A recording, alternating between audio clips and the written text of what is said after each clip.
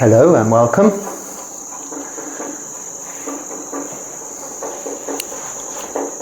Apologies, the last video cut off before the end because the battery on the phone ran out. But you didn't miss much.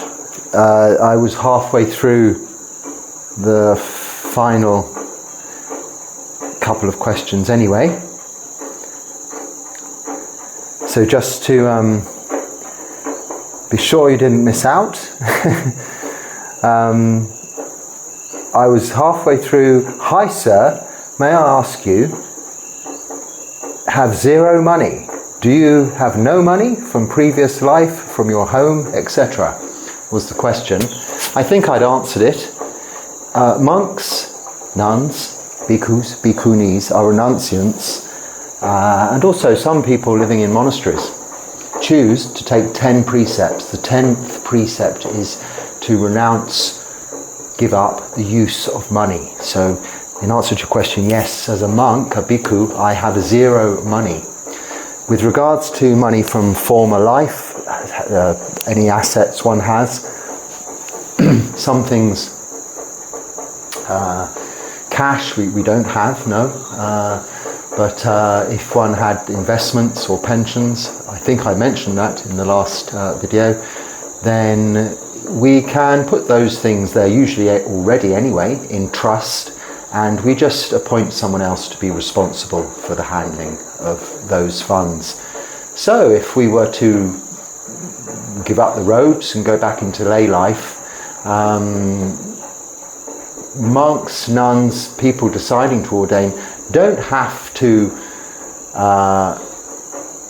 technically, don't have to give literally everything up. But of course, if they have any involvement or control over it, then that is using, controlling money. So one has to set everything aside completely as a renunciant and have no access. And you were referring to my situation. I have trustees and a trust fund that should there be an emergency, I needed to be repatriated to my country or something like that, then like an insurance, then they would be responsible for ensuring that any bills were paid here. Because I wouldn't want that responsibility to fall upon whomever I was staying with, you know, or with the country where I am staying. It's also in some places a legal requirement that you have these sort of things in place if you want to stay for a long time. But no, we don't have money for day-to-day use. And the next question was that I did answer, but you didn't see, was more a comment. I think the bhikkhu rules are man-made. Well, yes, that is correct. They are man-made by the Buddha himself during his 45 years of teaching with his Sangha, his disciples, his monks and nuns, bhikkhus and bhikkhunis, he ordained. Various problems arose during this early stages, beginnings of the Sangha, and to resolve the problems, he found solutions through mutual agreement, and rules were made. They were amended, changed a little, and there are many stories and situations in the suttas demonstrating how some of these rules did arise. But once they were established, and after the Buddha's parinibbana, so his death, have remained the same.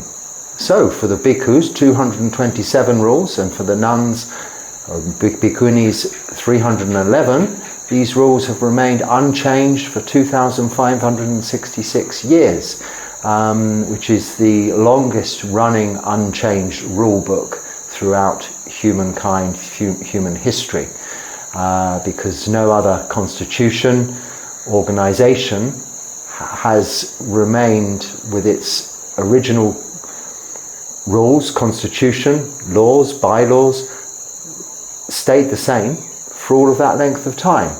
How has it managed to stay the same? because it works. The rules set in place arose through practical experience. So what the Buddha, who was a man, yes, made these bhikkhu rules for, was to protect us monks and nuns from ourselves, in order that we can uphold utmost sila. Primarily the sila of doing no harm, so the 5 basic precepts of no killing, stealing, sexual misconduct, lying, or the taking of intoxicants. And then there are many relating to just monks and nuns in our patimokkha, our many bhikkhus and bhikkhuni rules, in order to protect the sanctity of those respective sanghas. So I think you were saying it sort of, I don't know, as if maybe these rules should be handed down from a God above in heaven on tablets of stone, but not in this case. No, they were man-made and remain the same. So very well thought out through practical experience. Okay, so starting with some new questions, comments. Good morning, Bhante. I have been sick for the last week and my practice has suffered. I just haven't been able to sit. Can you offer some advice on practicing when unwell? Well, I'm sorry to hear you've been unwell. You're a regular contributor to the questions and comments. I recognise this circle, a subscriber. Sorry to hear that. I hope you're feeling better now, because it's probably been a few days since you sent this comment in. Now, how do we practice when we're ill? Meditation, as I think I spoke of in either the last or the previous video, isn't just about sitting in samadhi on a sitting cloth or in the temple or in a meditation centre. It's something we practice throughout all of our daily activities. And the Buddha said we practice meditation in 4 postures: sitting, standing, walking and lying down. Now, very often when we're unwell, we would be lying down. This is often the case. We feel energy, not much energy. We wish to just lay down. It is an opportunity when we're unwell and maybe off work, unable to do much else, to grasp in terms of this practice. So you're asking me what advice do I have about practicing when unwell? I mean, we don't want to be unwell, but it is also a very good opportunity when we are unwell to have free time to really watch the mind.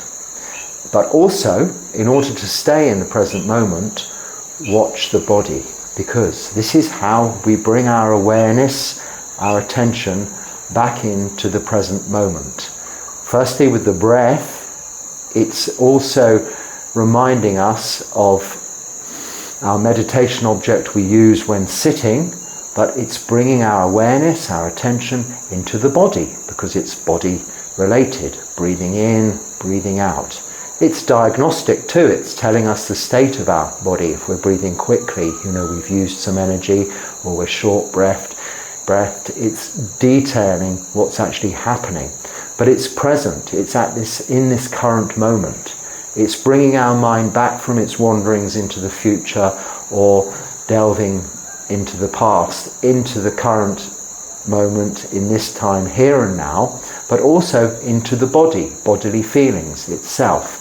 And all the lessons we have that can be learned in respect of anicca, impermanence, of dukkha, of suffering, and anatta, not self, are to be learned, to be found, to be investigated by ourselves, experientially, within these very bodies. This is what the Buddha said. All of the answers are in these fathom-length bodies, or he said bags of skin containing horrible things, are all the answers. You don't need to go to the ends of the earth, the ends of the universe, read the entire library of Buddhist teachings and try to find the answers in any form other than what we can see and experience within these bodies of our own that we have ever present.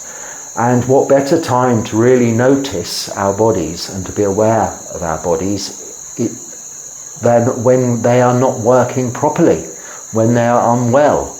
when we are not feeling good. If we have a car that's running smoothly, we pay little attention to it. But as soon as there's a little knock or a rattle or something that's concerning us, all of our attention is, oh dear, what can this be? This needs to be sorted out. How can I fix it? And it is the same with our bodies. Not to worry ourselves unnecessarily over the condition that we're feeling, but to know that this feeling of suffering, dukkha, is as a result of our bodies experiencing sickness. We, after all, are all beings are subject to aging, sickness and death. And this is what we have in common. This is the basic facts of life. Our brothers and sisters in the Dharma are brothers and sisters similarly experiencing this birth into aging, sickness and death. We practice these teachings of the Buddha to develop not only metta, loving kindness, karuna, compassion, mudita, joy for others, but equanimity. So upekkha, equanimity, to be unshaken, undisturbed by what is the reality of existence, anicca, that everything is impermanent, and dukkha, suffering, and that it's out of our control. And this relates very much to the body. So we can see when we're unwell from our reactions, through our practice, how much equanimity, upekkha, we have developed. It's something that's not always as identifiable as perhaps something as clear-cut as metta or karuna, compassion, because those are things we're noticing about our actions of body, speech and mind throughout our daily activities. But often what we don't notice so much are our reactions to what is going on, because they can be to some extent automated on autopilot.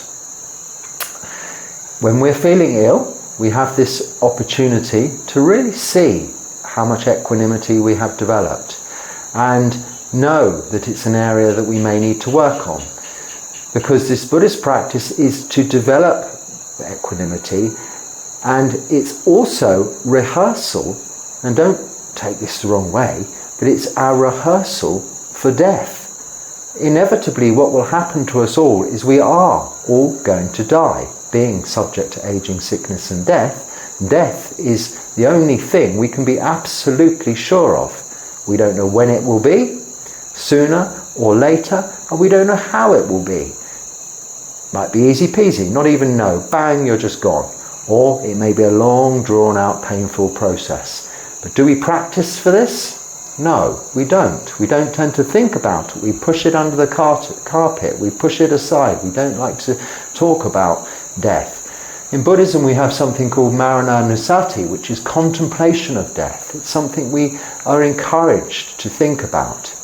At least every day we should be thinking about our own death. If not constantly, because it should be something foremost in your mind. If you were having to make a speech to some people, or you were going for a test of some kind, you would be rehearsing and rehearsing and rehearsing and rehearsing. Turning it over in your mind for something that's relatively unimportant, but at the time seems very important.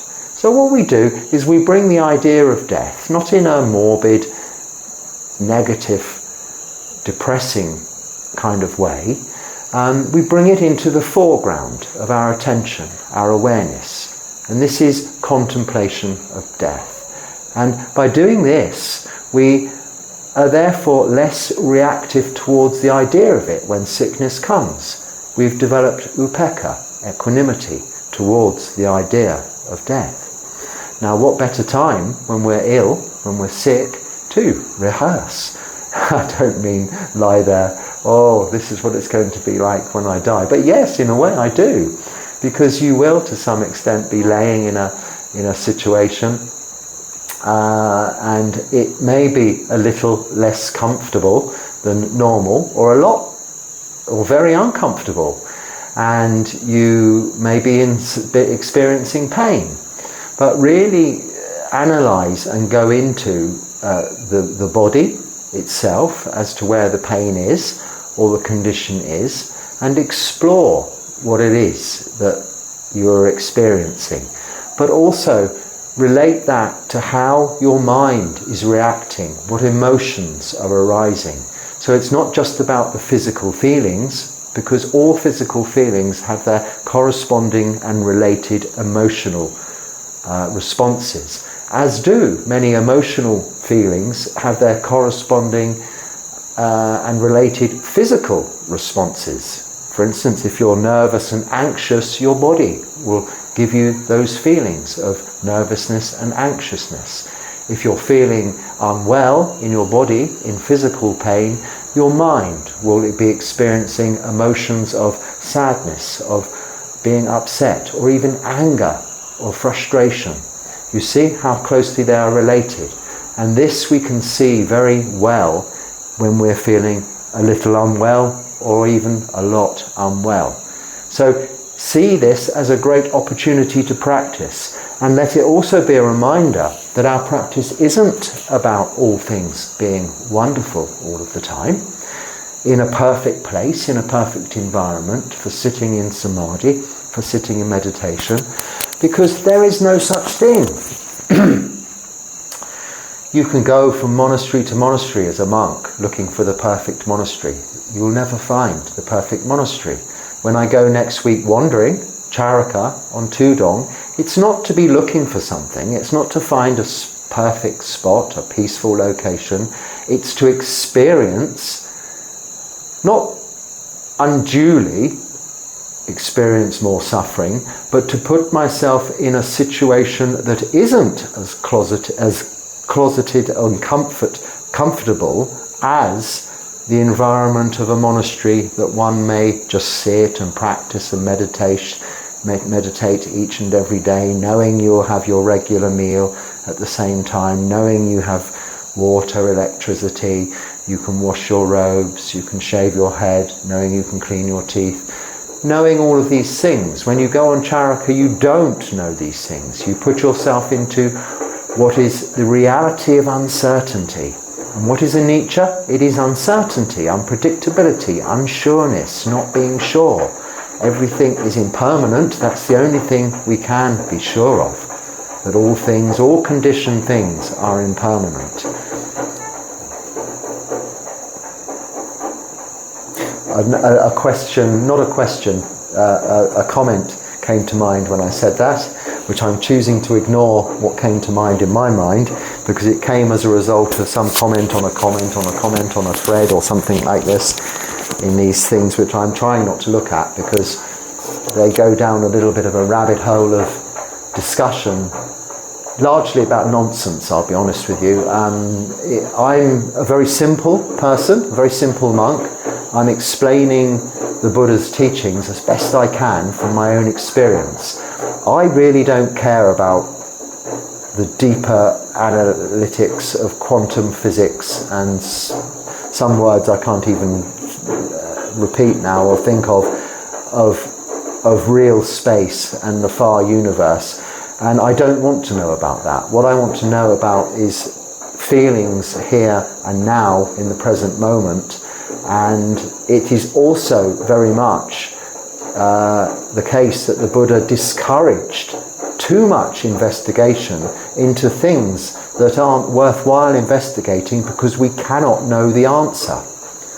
There are some things like the origins of the cosmos, the universe, the origins, and the actual real workings of karma. We know that all actions have their reactions, or we know that karma actions has the results of karma, vipaka.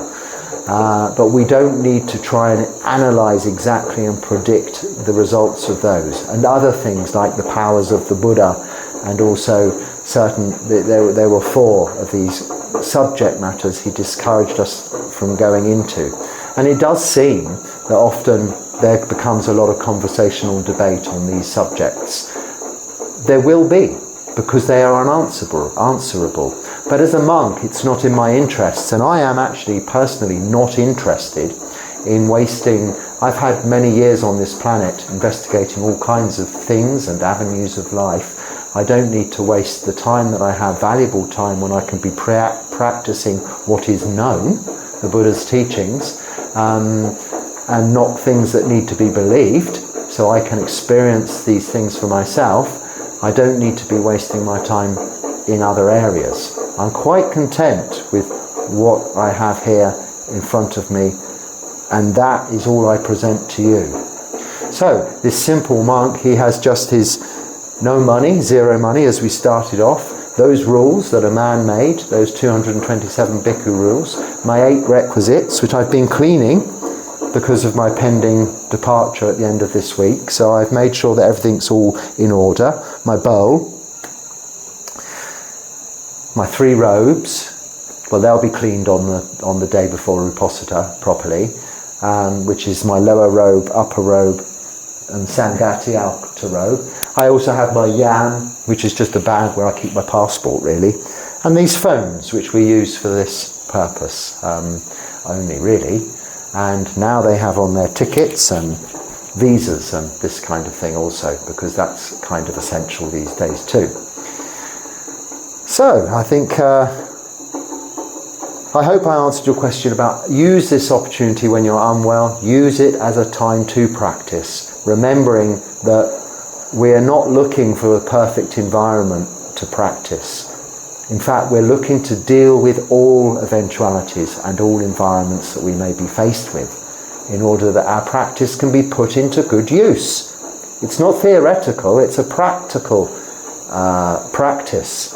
We develop these qualities to use in this lifetime, and therefore develop freedom from suffering within this lifetime by use of these valuable tools that we develop in this practice of sila, moral virtue, samadhi, meditation, and the development of wisdom. Okay? Always get that one in somewhere.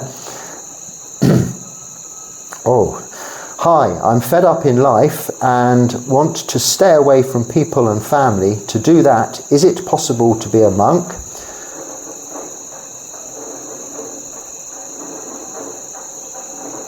But I have no interest in preaching people. May I have a solution? Well, monks aren't allowed to preach to people. We don't preach. You can become a monk. That's the solution. There is no requirement of us to give Dharma talks. Do what I'm doing here now. In fact, this is discouraged in many circles. I feel it's appropriate because I'm travelling around and I'm sharing my experiences with you. I'm not preaching. I'm not trying to convert anyone. Like all these strings of debate on Christianity and Buddhism, I have no view on the subject. I'm not trying to convert Christians, far from it. People like and need to believe in something.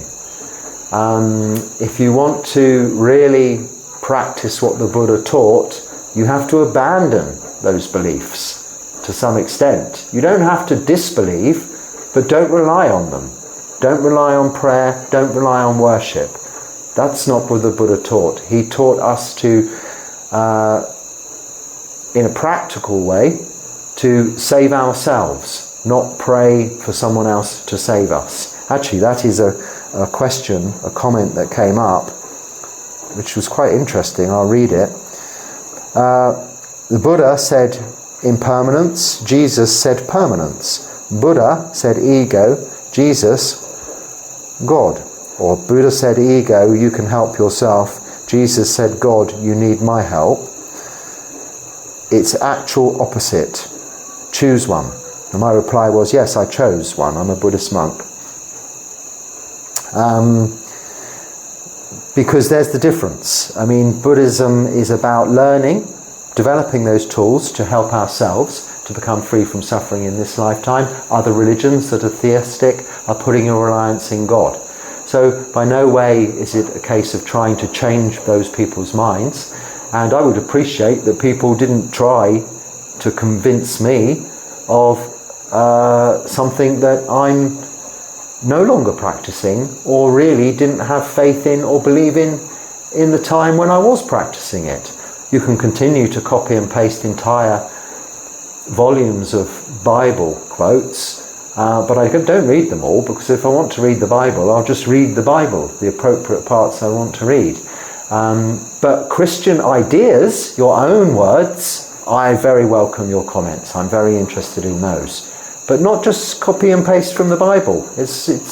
I can read that myself. But if you have, like this view here, is a very good view, this comparison literally of permanence, of say heaven and hell, the God, Jesus, Christianity's permanence. Yes, it's permanently in hell, permanently in heaven.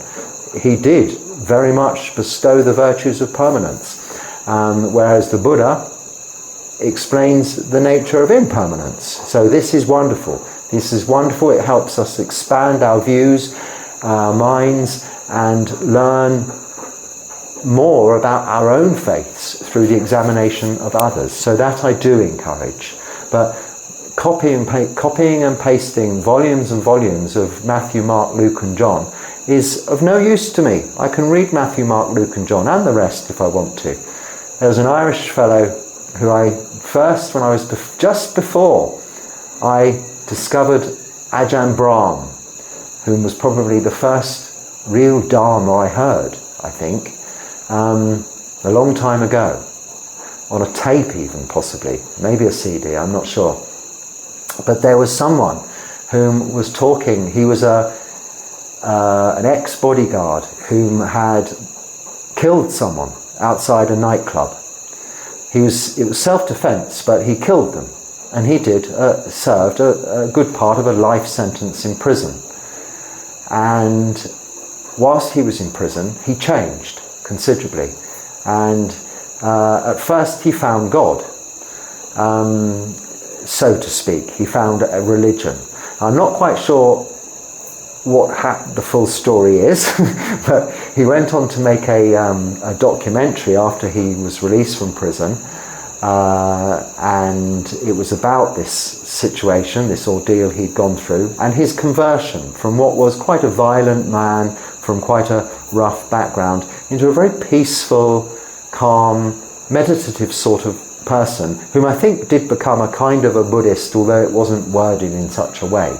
But his philosophy was more Buddhist than, let's say, a theistic philosophy of Islam or Christianity, the way he talked. But one comment I always think of, which amuses me, which just brought this subject to mind, and I apologise for going off track, was that he said, you know, in the West we smoke roll-up cigarettes made of paper, and if you're in prison you can run out of some papers quite easily, or they can get damp and they don't work. I've not been in prison. I know this from people who I've visited or spoken to about their prison experience. And this gentleman that I'm referring to, and he's an Irish fellow, and he said, "Be Jesus, I smoked my way through Matthew, Mark, Luke and John." Now what he meant by, he took the Bible pages, he would rip them out and make them into cigarette papers in order to smoke his tobacco in prison. So I always remember those books of the New Testament, Matthew, Mark, Luke and John, because of this Irish fellow saying that, "Be Jesus, I smoked my way through Matthew, Mark, Luke and John." And we have access to those, but I can't smoke what you cut and copy and paste to me, and I don't smoke anyway. I gave up smoking a long time ago. If you wanted to send me volumes and volumes of Bibles by DHL or something, then do so, and maybe we could distribute them for people's entertainment. I don't know. But you don't need to keep filling up the comments on these things. But your comments I'm very interested in. So I hope you didn't misinterpret it, what I said in the previous or another video about this copying and pasting thing. I didn't mean it in a disrespectful way. I appreciate your coming from the basis of your teaching.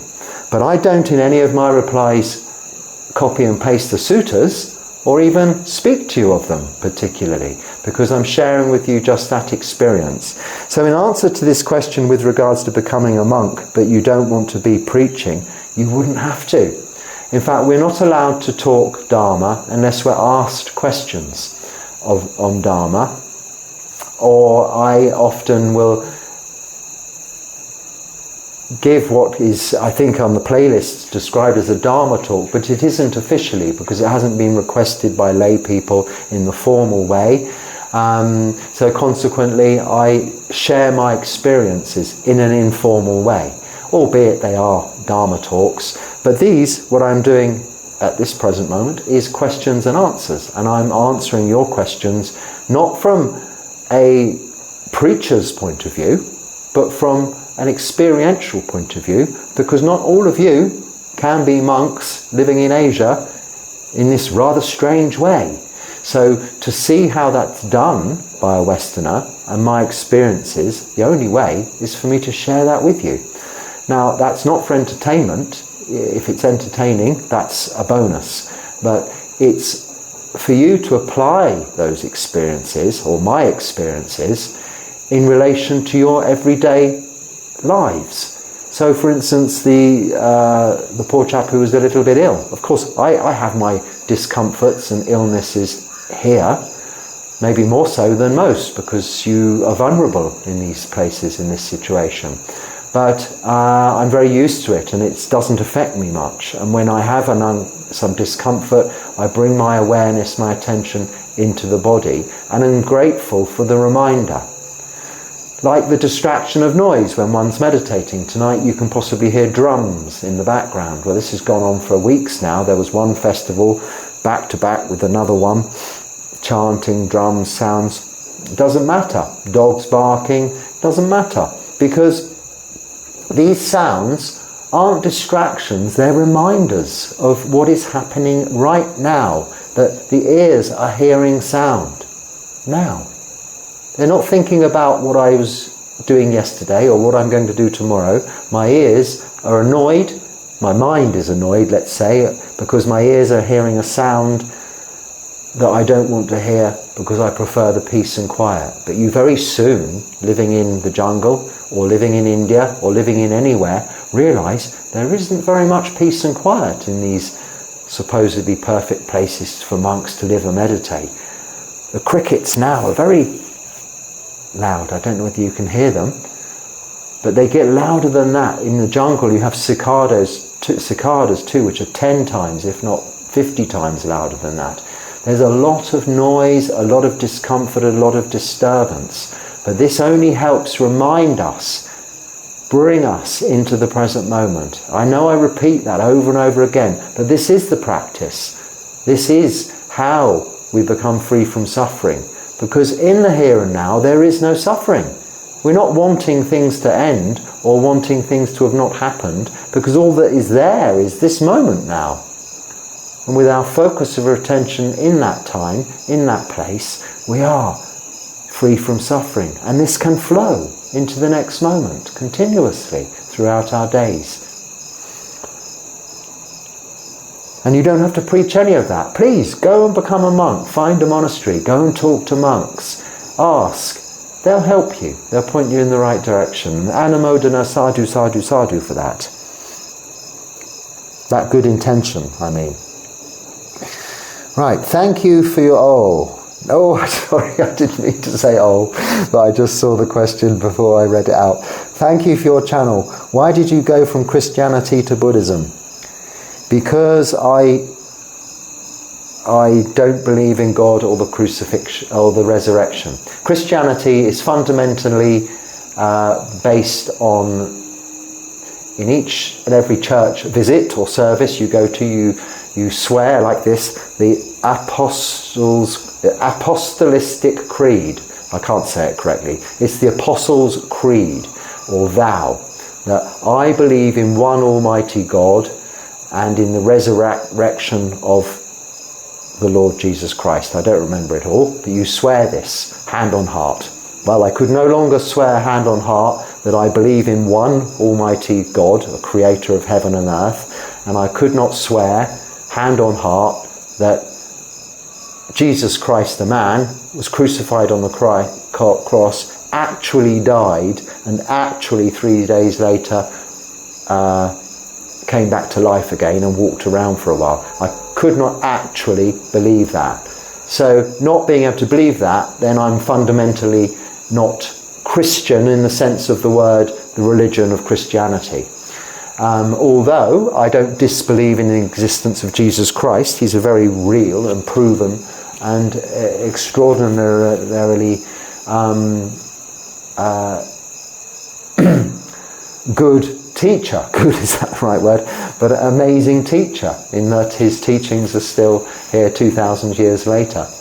But I was never a very good believer. I was interested in Christianity, so I didn't suddenly come from being a devoted Christian into a devoted Buddhism. I was a person in a Christian country interested in religion, and the most easily available religion to me, being a Christian country, was Christianity. So I was in a Catholic school firstly, and then I explored the other one, Church of England. What do we call that? Mine's gone blank. The opposite of Catholicism in terms of Christianity. And opposite's probably the wrong word too, but regardless, I explored both, and both required you to just believe in this one God who made heaven and earth, and the impermanence of all, the permanence of all of that, and this resurrection of Jesus Christ. I have my own theories on it all. I don't disbelieve any of the contents of the Bible. I can explain many, if not all, of the miracles scientifically. I can't. They can be explained, all of them, scientifically, and I have my own views and opinions. But that isn't blind faith. That isn't the ability to say, well, if it says this in the Bible, cut and paste this Bible quote, then it must be true. Here's your, hey, English monk, here you go. Put that in your pipe and smoke it. I've copied it from the Bible, so it must be true. No, I'm not falling for that one, I'm afraid. I'm a realist, and I am sharing only that with you and experiencing in my own life what it is I experience in this life each and every day. And things through that experience that I learn, I find help develop this understanding of the reality of our lives, the absolute nature of existence, anicca, impermanence, dukkha, suffering, and anatta, things not being in our control, that we are born to become older, to get sick, to die. What happens after death? I'm not overly fussed about knowing the 100% accurate answer, because I cannot know that. I haven't died. I have died to have been reborn into this life, but I cannot recall it, I cannot remember it. Or can I? I don't know. But I'm here now, and that's all that matters, because it can be experienced. Now, if there is a God, it doesn't matter either, because as far as I'm concerned, if I'm keeping the precepts, the 5 precepts only, if anyone's keeping the 5 precepts, then I'm sure that's good enough. You'll be allowed into the heaven if there is one, even if it's permanent or impermanent, or if there are many to choose from. That's enough. As a monk, we're keeping a lot more rules to protect those precepts, to be extra careful, but doing no harm. And anybody who's doing no harm, I think, will go to a good place after their death, or have a good rebirth, or go to a heaven and not to a hell. But people whom are fighting and doing nasty things and causing harm in the name of religion, whatever that religion is, I don't think are going to go to anywhere good after their death. It's as simple as that. That is karma. That is putting in causes and conditions for future circumstances to arise. That is the results of all of your actions. That is reaping what you sow. So, why did you go from Christianity to Buddhism? Well, I wasn't going from, is how I have to answer that question really, as I was just explaining, because I wasn't a very good Christian, as you say, in having no real proper belief in this God, this one God, or the resurrection. But I went to Buddhism because it required no belief. It required no worship. But it does require faith. It requires faith in the truth. Faith in the Buddha's teaching. So faith in the Buddha as a teacher. Yes, I had faith in Jesus as a teacher in his living years, as what you can read in Matthew, Mark, Luke and John. But I have faith in the Buddha and his teachings, the Dharma, and the Sangha that has been around for so many millennia, so 2,566 years, since the Buddha's parinibbana, his death, continuing to practice in the way he showed, to the rules he set in place. And if it didn't work, they wouldn't be here now. There wouldn't be entire Buddhist countries. There wouldn't be millions of monks, millions of nuns in the world. They would have changed or died out long ago. And that shows me that there's something to be investigated. So that's what I did. I saw that. I was inspired by that. By real monks. I saw real monks and they inspired me. They seemed content and happy. Whereas the Christians I was meeting didn't seem content and happy. There were the happy clappy Christians. I went on these sort of musical events at weekends and saw those. But that all seemed rather a little bit false. They'd go to work and be miserable after that. And I got to know a lot of them, and they had terrible strife and problems in their lives. They weren't content. They still had a lot of, dare I say it, greed, hatred and delusion in their lives, especially in defense of their religion, and especially in this motivation of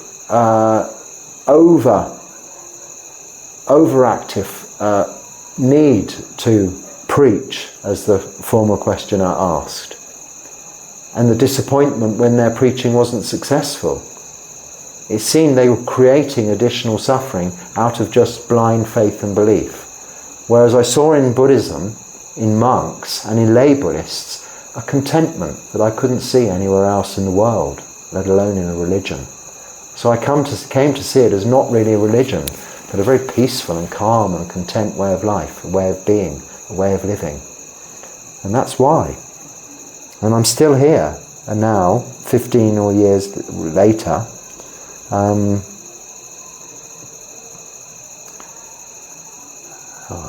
trying not to say, oh no, but where are these coming from? If God created nature,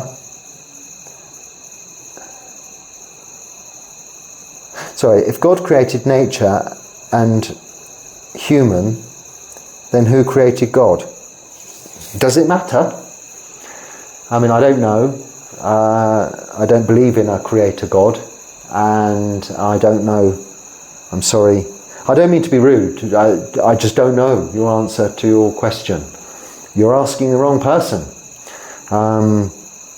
Because I don't think I've ever said that God created nature or humans. And I've certainly never believed that. So I'm not sure how that question got in there. But even if it doesn't matter, it doesn't matter who created God.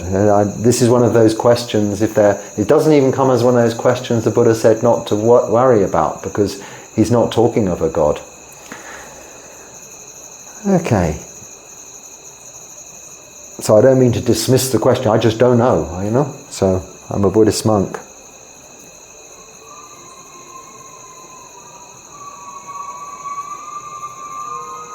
Right, please forgive my silence here. Listen to the crickets.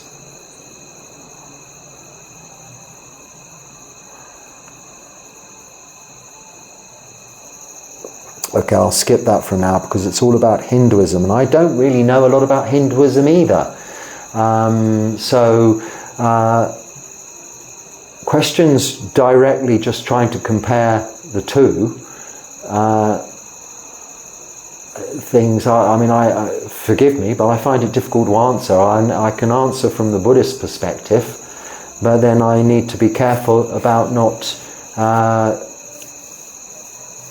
ignorantly commenting on your own ideas, because it would be out of pure ignorance, because I don't know enough about Hinduism to directly answer a question which is comparing parts of Hinduism with Buddhism.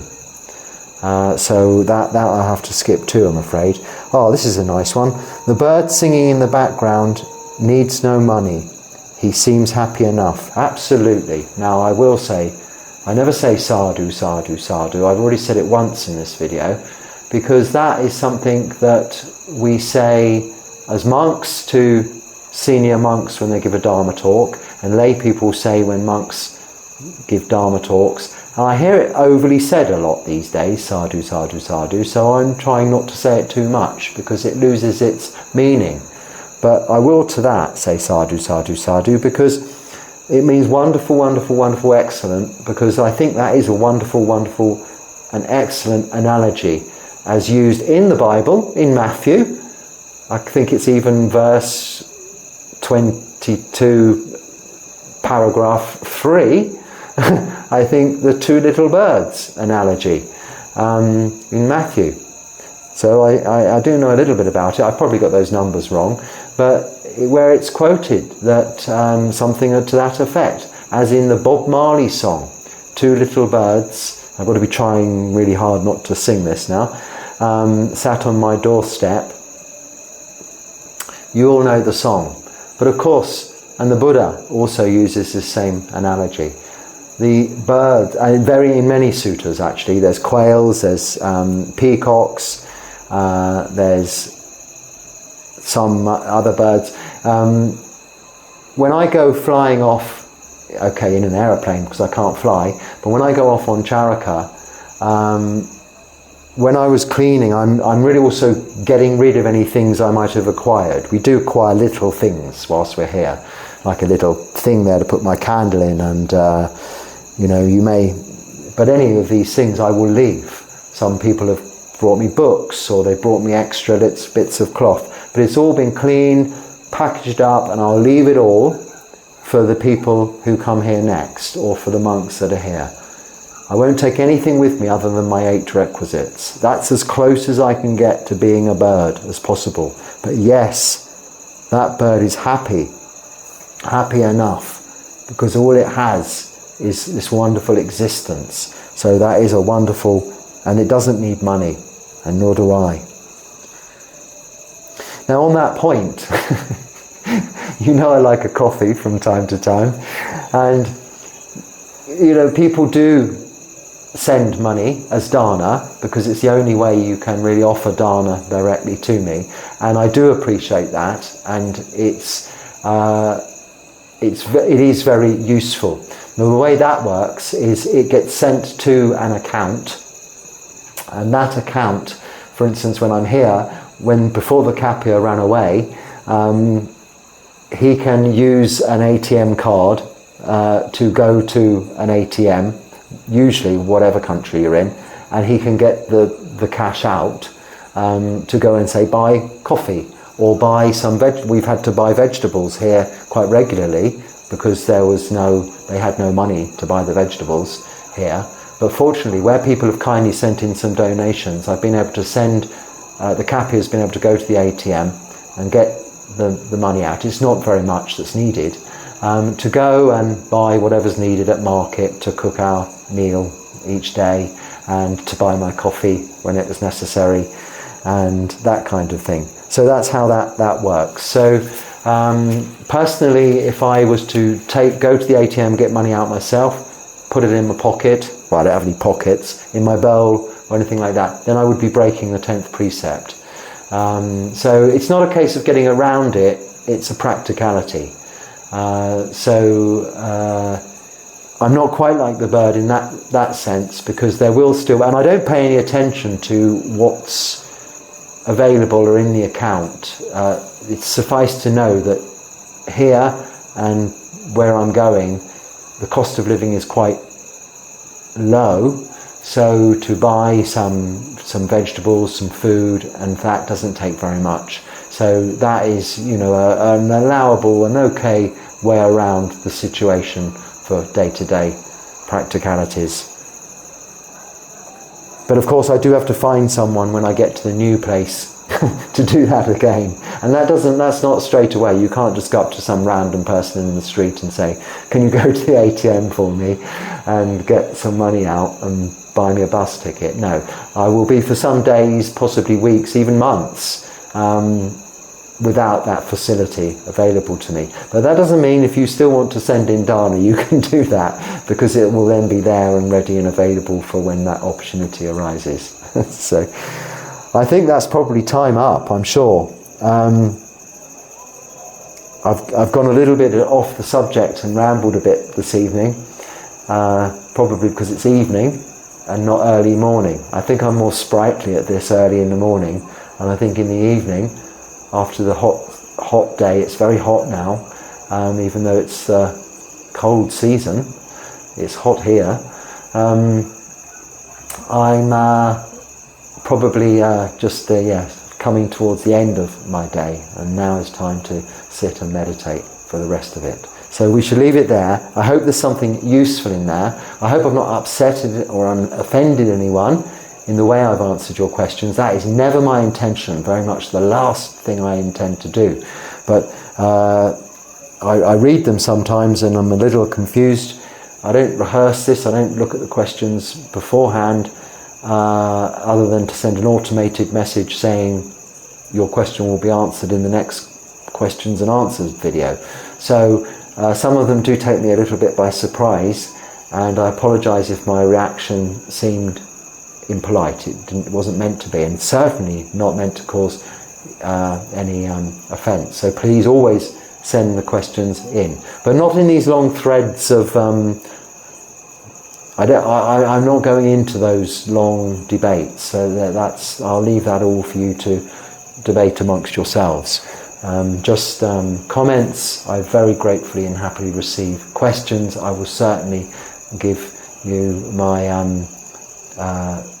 talk about in the next video in relation to my experience of what you're asking me. So I'm very happy to do that and continue to do that, and I will be continuing to do that over the next few weeks as I travel. I'll find somewhere to sit and do this, hopefully be able to find internet. That I will be able to organise quickly at the airport with those generous donations that have come in, because what I'll have to do is find someone to or find a shop whereby that buying the SIM cards or whatever can be done online, and that's no problem at all. I'll be in contact.